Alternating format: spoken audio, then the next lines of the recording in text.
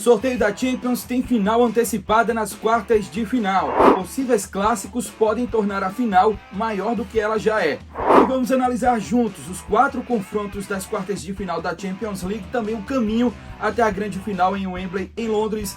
É esse o grande assunto do Cast FC na Europa desta sexta-feira, que começa agora. Fala galera, seja muito bem-vindo ao Cast FC na Europa desta sexta-feira, dia 15 de março de 2024. Eu começo a gravar esse vídeo exatamente logo após a definição do sorteio da UEFA Champions League, que aconteceu na manhã desta sexta-feira, e a gente vai repercutir a partir de agora os confrontos que estão definidos e também os caminhos de cada clube até a grande final, até Londres, no Wembley, no dia 1º de junho. Se você ainda não se inscreveu aqui no nosso canal, é esse o momento, então aproveita, já se inscreve, ativa o sininho, né, para você receber a notificação para quando esse e os outros vídeos que vierem pela frente estiverem no ar, você já recebe a notificação em primeira mão, e também já deixa aqui teu like para esse vídeo performar legal e, claro, chegar a mais gente. E eu já deixo aqui uma pergunta logo de início. Primeiro, assim, se você gostou ou não desse sorteio, se você acha que foi o melhor que poderíamos ter para o momento, ou se esperava mais, se esperava confrontos ainda maiores. Se bem que a gente tem um confronto muito importante, hein, nessas quartas de final, mas vamos a eles, né? Então, sem mais delongas, vamos começar. Na verdade, eu acredito que todo mundo, dos 8 clubes que chegam às quartas de final, os 7 estão felizes com esse sorteio, pelo menos assim. Foi até algo que falou bem o André Henning durante a transmissão do TNT Sports nesta manhã de sexta-feira aí no Brasil, e eu concordo plenamente com ele, e foi uma reflexão muito legal. Dos 8, 7 estão felizes, apenas um está triste. Vamos ver quem é. Então, o Atlético de Madrid vai enfrentar o Borussia Dortmund. O primeiro jogo vai ser em Madrid, no Civitas Metropolitano. O segundo jogo lá em Dortmund, lá em Dortmund, lá na Alemanha. O detalhe é que esse jogo, o Atlético de Madrid, olhando para os outros 7 possíveis adversários, o Dortmund é o mais fraco, é o mais acessível, é o mais tranquilo de se enfrentar. E aí tem uma questão negativa, é que o Atlético de Madrid vai decidir fora de casa, mas ainda assim tá ok para o Atlético de Madrid. O Borussia Dortmund, por sua vez, também olha para os 7 outros possíveis adversários e vê que o Atlético de Madrid é o mais acessível dentre eles também. A gente poderia até colocar aí se seria o Atlético de Madrid ou o Barcelona, mas eu acredito que ainda assim o Atlético de Madrid, pela temporada que não está fazendo, ou está fazendo mais ou menos, eu acho que o Atlético de Madrid ainda está um nível abaixo do que o Barcelona. Então, o Borussia Dortmund vai enfrentar um time que é um pouco mais forte do que ele próprio, mas é o menos complicado dos 7 possíveis adversários e vai decidir em casa, que foi também um fator importante na classificação contra o PSV na última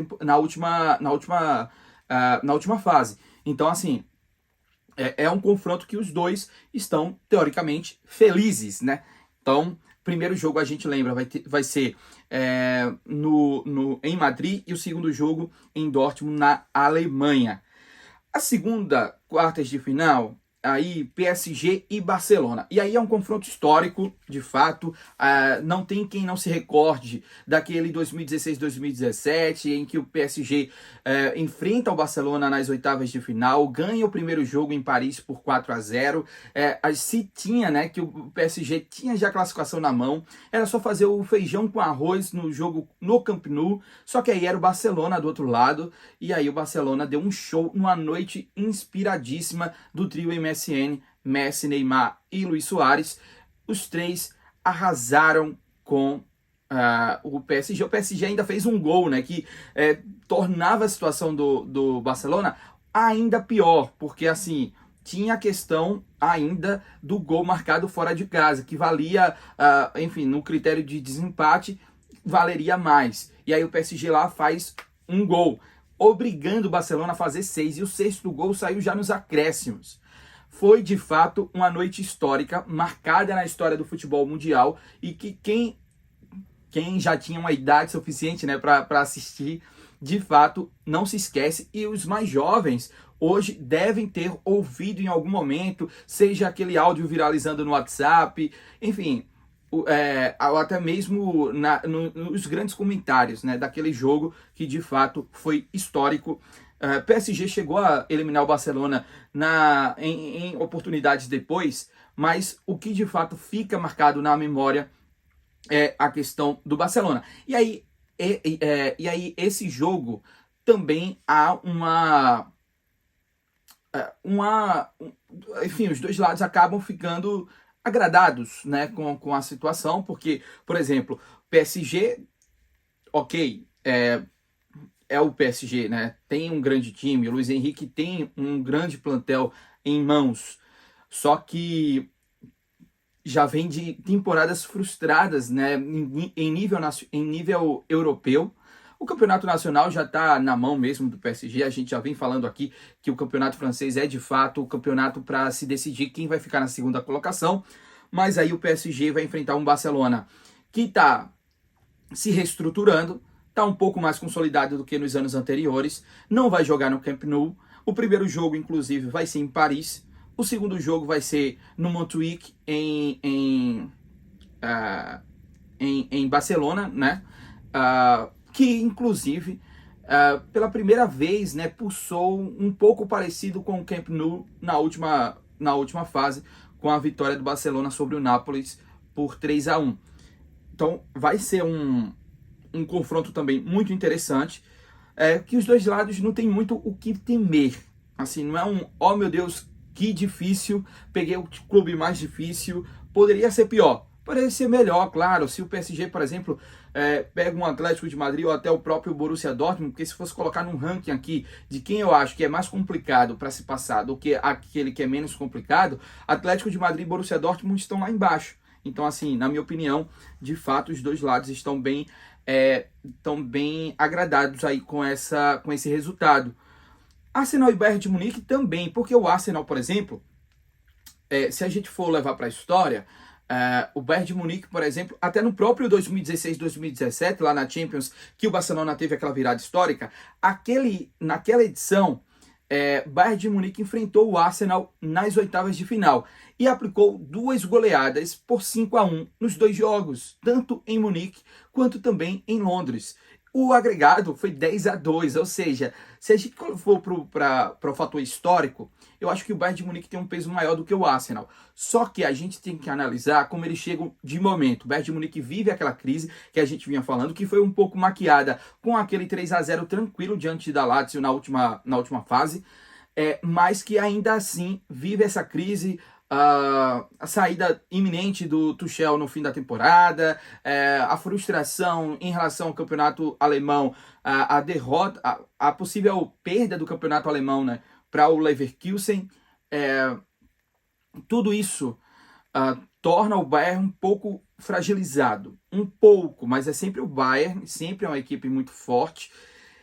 E o Arsenal vai enfrentar uma equipe que está fragilizada num momento que o Arsenal está vivendo justamente o oposto. O Arsenal está no auge, o Arsenal está na liderança da Premier League, é verdade. O Arsenal passou nos pênaltis contra o Porto, passou, mas não, mas foi um jogo que poderia ter passado dentro do tempo regulamentar.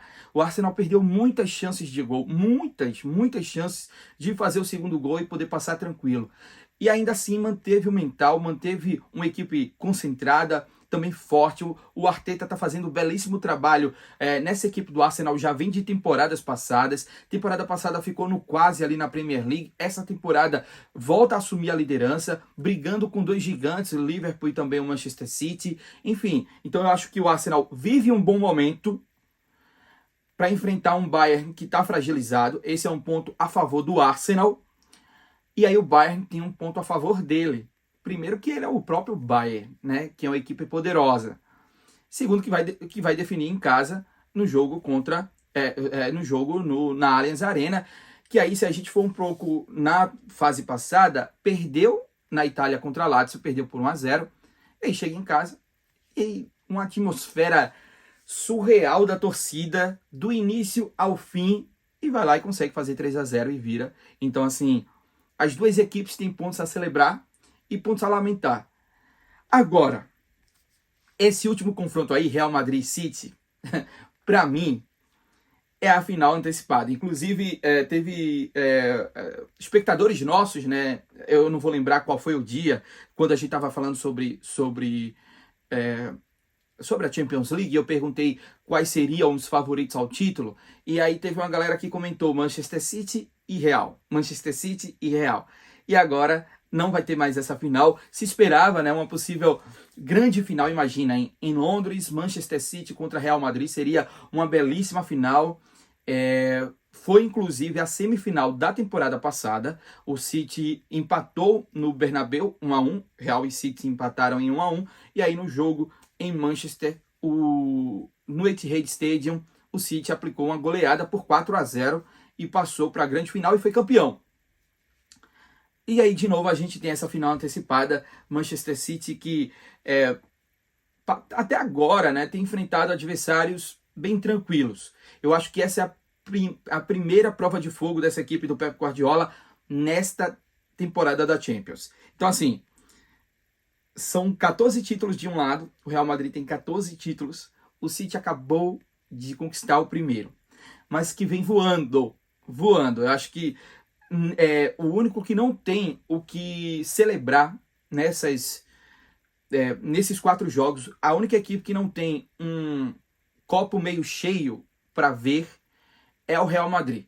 Porque, primeiro, o primeiro jogo vai ser no Bernabéu e o segundo jogo vai ser no Etihad, então não tem nem aquela possibilidade de, vou decidir na minha casa. É o Manchester City, é uma reedição de uma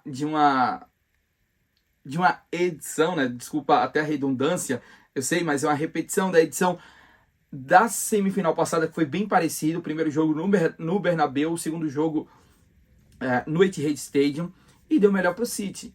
É uma estratégia que funciona melhor para o City. E agora o Ancelotti vai ter uma dor de cabeça, vai ter um tempo aí para definir como é que vai enfrentar essa equipe do City, enfrentar essa equipe do Guardiola. Muito bem, aí nesse sorteio de hoje já ficaram definidos esses 4 jogos, lembrando que as datas para esses confrontos são 9 e 10 de abril, jogos de ida, e 16 e 17 de abril, jogos de volta. Então vai ser ali segunda semana, a segunda semana e a terceira semana de abril. Então essas datas vão ser confirmadas, os horários e os locais, né, de jogos de cada confronto desse. Agora é o seguinte, tem aí a gente já tem, né, já houve esse sorteio, inclusive foi o último sorteio desse jeito que a gente conhece, que a gente acompanha há 20 anos, foi a última edição desse sorteio, porque a partir da próxima temporada vai ter uma forma diferente, né, de sortear os jogos. Primeiro porque a fase de grupos vai ser totalmente diferente. A gente já fez um vídeo aqui, eu vou deixar inclusive aqui na legenda o link para o vídeo em que a gente explica como vai ser o novo formato da Champions League a partir da próxima temporada. Então foi o último sorteio desse formato, nesse formato que a gente conhece e que a gente acompanha há 20 anos.